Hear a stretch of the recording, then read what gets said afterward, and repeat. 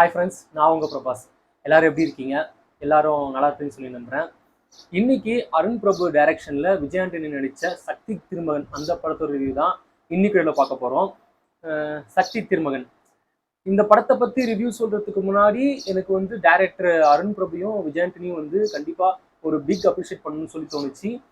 ஏன்னா அதுக்கு ரீசன் ஏன் சொல்கிறேன்னா, ரீசெண்டாக பார்த்தீங்கன்னா ஒரு பொலிட்டிக்கல் ஃபிலிம் பேஸ்டு ஃபிலிம் வந்து அதிகமாக வர்றதில்லை. அப்படியே வந்தாலும் ஒரு மாதிரியாக தான் இருக்குது, நாமளே பார்த்துருக்கோம். பட் இந்த படம் வந்து சச் அ போல்ட் அட்டம்ப்ட். ஒரு மாதிரி டைரக்டாக கவர்மெண்ட்டை பார்த்து, ஸ்டேட் கவர்மெண்ட்டையும் சரி சென்ட்ரல் கவர்மெண்ட்டையும் சரி பார்த்து கேட்குற மாதிரி பயங்கரமாக இந்த படத்தை எடுத்திருக்காங்க.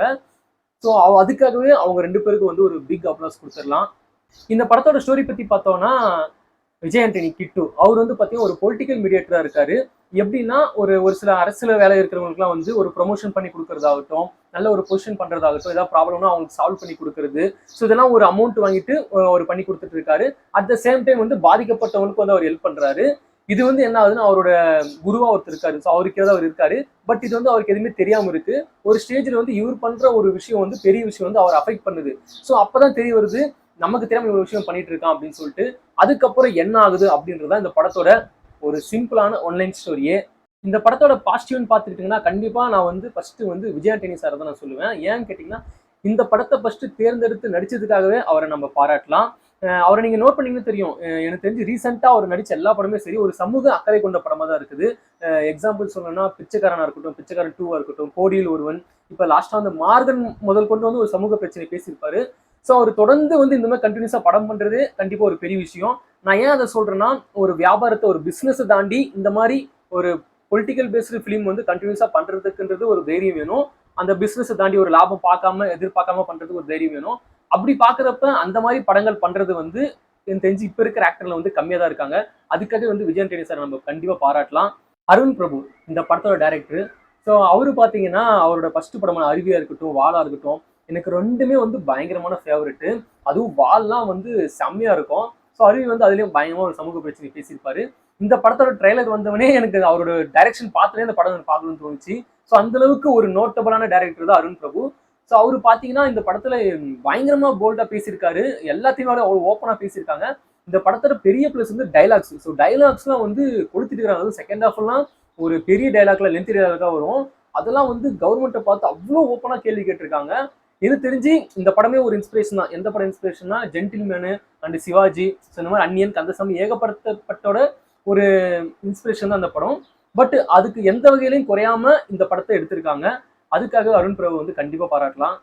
இன்னொன்று இந்த படத்தோட பெரிய பிளஸ்ன்னு பாக்குறப்ப ஃபர்ஸ்ட் ஹாப்பை சொல்லிடலாம். ஸோ ஃபர்ஸ்ட் ஹாப் வந்து ஆரம்பிச்சு அந்த இன்ட்ரோ வர வரைக்கும் வந்து படம் போறதே தெரியாது. அவ்வளோ ரேசியா பயங்கர இன்ட்ரெஸ்டிங்கா போயிட்டு இருக்கும். இன்னொன்று இந்த படத்தை அவ்வளோ டீட்டெயிலிங் காட்டுவாங்க. அவ்வளோ டீட்டெயிலிங் காட்டினாலுமே ஒரு சில இடத்துல வந்து புரியாது. ஏன்னா வந்து ஒரு மீடியேட்டர் இருப்பாரு, இது ஒரு செயின் பை செயினா லிங்க் பை லிங்கா போயிட்டே இருக்கும். அதெல்லாம் ஒரு சில இடத்துல புரியறதுக்கு கொஞ்சம் ஒரு மாதிரியா தான் இருந்தது. பட் ஃபர்ஸ்ட் ஹாப் வந்து எந்த இடத்துலையுமே ஒரு சீன் கூட ஃபர்ஸ்ட் ஹாப்ல வந்து போர் அடிக்கல. அவ்வளோ இன்ட்ரெஸ்டிங்கா போச்சு. அது இன்டர்வல் சீன்லாம் பயங்கர பேங்கரா இருந்தது. இன்னொன்று வந்து எனக்கு இந்த படத்துல ஒரு ஃபேவரட் சீனா வச்சுக்கோங்களேன். ஒரு எம்எல்ஏ வந்து ஒரு சொத்து எழுதி வாங்கணும். அந்த விஷயத்துல வந்து ஒரு எம்எல்ஏவை வந்து பிரெயின் வாஷ் பண்ணி அது இவர் கைக்கு வந்து கொண்டு வரணும். அதுல வந்து விஜய் ஆண்டனி வந்து இறங்கி வேலை பார்ப்பாரு. கிட்டு வந்து வேலை பார்ப்பாரு. அப்போ ஒரு சீன் வரும். அவரை போட்டு தள்ளுற மாதிரி ஒரு சீன் வந்து முடிச்சுட்டு அங்க சென்ட்ரல்ல இருந்து ஒருத்தர் பேசுவாங்க போன்ல. டிசிஷன் எல்லாமே என்னோடது தான், ஆனா ஏதோ தப்பா நடந்துட்டு இருக்கு. ஆனா என்னோட சுச்சுவேஷன் வந்து எனது கிடையாது, ஏதோ தப்பா நடக்குதுன்னு சொல்லிட்டு அந்த போன்ல பேசுவாங்க. அந்த டைலாக்லாம் வந்து அப்படி இருந்தது. ரியலா வந்து ஒரு பொலிட்டிக்கல்ல வந்து அங்க எப்படி பேசிப்பாங்களோ அப்படின்றத வந்து அவ்வளோ பேக்கெண்ட்ல இப்படிதான் இருப்பாங்க அப்படின்றத வந்து அவ்வளோ அக்யூரேட்டா காமிச்சிருந்தாங்க. எனக்கு அந்த சீன் ரொம்பவே ஃபேவரட்டா இருந்தது. அபயங்கர் அவர் தான் வந்து பொலிட்டிக்கல் அட்வைசர். அவரு கீழே தான் வந்து விஜய் ஆண்டனி வந்து வேலை பார்ப்பாரு, கிட்டு வேலை பார்ப்பாரு. இது வந்து படம் வந்து எங்க ஸ்டார்ட் ஆகும்னு பார்த்தீங்கன்னா 1989ல வந்து இந்த படம் வந்து ஸ்டார்ட் ஆகும். ஸோ என்ன ஆகுன்னு பார்த்தீங்கன்னா வச்சுக்கோங்க, அப்போ வந்து விஜய் ஆண்டனி அம்மா வந்து கொலை பண்ணி அவங்கள தூக்கில் மாட்டி விட்டுறாங்க, மர்டர் பண்ணி. பட் அந்த விஷயம் வந்து யாருக்கும் வெளியே இருக்காது. அதை பண்ணவர் யாருன்னு பார்த்தீங்கன்னா இவர் தான். ஸோ அப்போ வந்து அவர் ஒரு குப்பத்தொட்டில் போட்டு போயிடுவாரு. சின்ன குழந்தை போட்டு போயிடுவாரு. அவர் வந்து வளர்ந்து இங்கே வருவாரு. ஸோ அப்படி ஒரு பேக்ட்ராப் தான் இந்த ஸ்டோரி வந்து ஸ்ட்ராங்காக போயிட்டு இருக்கும். இதுல வந்து என்ன ஆகும்னா பார்த்தீங்கன்னா வச்சுக்கோங்க, வாகை சந்திரசேகர் வந்து இதுல ஒரு ஃபிளாஷ்பேக்ல ஒரு ரோல் பண்ணியிருப்பாரு. பெரியாரை பேஸ் பண்ணி அவரை ரோல் மாடல் எடுத்து ஒரு கேரக்டர் பண்ணியிருப்பாரு. அதெல்லாம் ரொம்பவே சூப்பரா இருந்தது. மானமும் அறிவும் மனிதனுக்கு அழகு அப்படின்னு சொல்லிட்டு பெரியாரை ஃபுல் அண்ட் ஃபுல் பெரியாரை இன்ஸ்பயர் பண்ணி தான் அந்த ஃபிளாஷ்பேக்கே போகும்.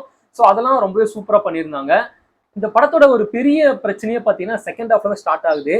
ஸோ ஒரு பெரிய கரெக்ஷன் இவர் பண்ணியிருக்காரு. நிறைய ஊழல் பண்ணியிருக்காருன்னு சொல்லிட்டு இவரை பிடிச்சி அடிச்சு துவம்சம் பண்ணிடுவாங்க கிட்டுவை. ஸோ அதுக்கப்புறம் பார்த்தீங்கன்னா படம் ஒரு ஆல்மோஸ்ட் ஒரு 10 to 15 மினிட்ஸ் வந்து டோட்டலாகவே படுத்துருச்சு. ஸ்பீட் பிரேக்கர்லாம் கிடையாது, டோட்டலாகவே படுத்துருச்சு. ரொம்பவே ஸ்லோவாக இருந்தது, ரொம்பவே டல் ஆயிடுச்சு இந்த இடத்துல படம். அதுக்கப்புறம் இவர் வந்து திருப்பி அடிக்கணும். ஸோ அங்கிருந்து படம் வந்து திருப்பியும் கொஞ்சம் ஸ்டார்ட் ஆக ஆரம்பிச்சிச்சு, கொஞ்சம் மூவ் ஆக ஆரம்பிச்சது. ஸோ எனக்கு அந்த செகண்ட் ஆஃப் கஸ் மட்டும் தமிழ்ஸ் விட்டு போகவே போகாது அப்படின்ற மாதிரி தான் இருந்தது. எல்லாமே நல்லா பர்ஃபெக்டா பண்ணிடுறாங்க ஸ்டோரி எல்லாமே. அந்த செகண்ட் ஹாஃப்னு வர்றப்ப மட்டும்தான் ஏன் அந்த ஸ்டோரி பில்டிங்ல இருந்து அப்படியே அதை ஒரு ஃப்ளோல கொண்டு போக முடிய மாட்டேங்குது அப்படின்னு தெரியல. எப்படியாவது ஏதாவது ஒரு இடத்துல வந்து செகண்ட் ஹாஃப் வந்து டல் ஆயிடுது. அது வந்து எனக்கு தெரிஞ்சு கொஞ்சம் மைனஸா தோணுச்சு இந்த படத்துல. ஸோ கிட்டு வந்து கிட்டத்தட்ட 6000 கோடிக்கு மேல வந்து ஊழல் பண்ணதா சொல்லுவாரு. அந்த அமௌண்ட் எல்லாம் வந்து அவர் மோஸ்ட்லி வந்து நிறைய பேருக்கு நல்லது பண்ணியிருப்பாரு. அதை அவர் எப்படி பண்ணான்றதை வந்து செகண்ட் ஹாஃப்ல வந்து ரிவீல் பண்ணுவாங்க. ஸோ அது கொஞ்சம் நல்லா இன்ட்ரெஸ்டிங்கா போகுது. ஸோ அதுக்கப்புறம் என்ன ஆகுதுன்னு பார்த்தீங்கன்னா, இந்த படம் வந்து செகண்ட் ஹாஃப்ல ஒரு அடிக்க ஆரம்பிச்சதுக்கு அப்புறம் வந்து பயங்கரமா வந்து இவர் ஒரு அண்டர் கிரவுண்ட்ல போய் திருப்பி வந்து அடிக்க ஆரம்பிக்கிறாரு. அந்த சீன்ல கொஞ்சம் நல்லா இன்ட்ரெஸ்டிங்கா இருந்தது. ஸோ ஓவராலாவே இந்த படம் வந்து பார்த்தீங்கன்னா பொலிட்டிக்கலா வந்து ரொம்பவே ஒரு ஸ்ட்ராங்கான படம். எல்லாத்தையுமே அவ்வளோ ஓப்பனா கேட்டிருக்காங்க. எல்லாத்தை பத்தியுமே பேசியிருக்காங்க. இந்த இப்போ நாட்டில் என்ன நடக்குது அதுன்றது பயங்கரமா பேசியிருக்காங்க. இந்த மாதிரி படங்கள் வர்றது என்ன கேட்டால் ரொம்ப ரொம்ப ரேரு தான். ஸோ இதை நம்ம கண்டிப்பா மிஸ் பண்ணக்கூடாது. கண்டிப்பா இந்த மாதிரி படத்தை நம்ம செலிப்ரேட் பண்ணணும்.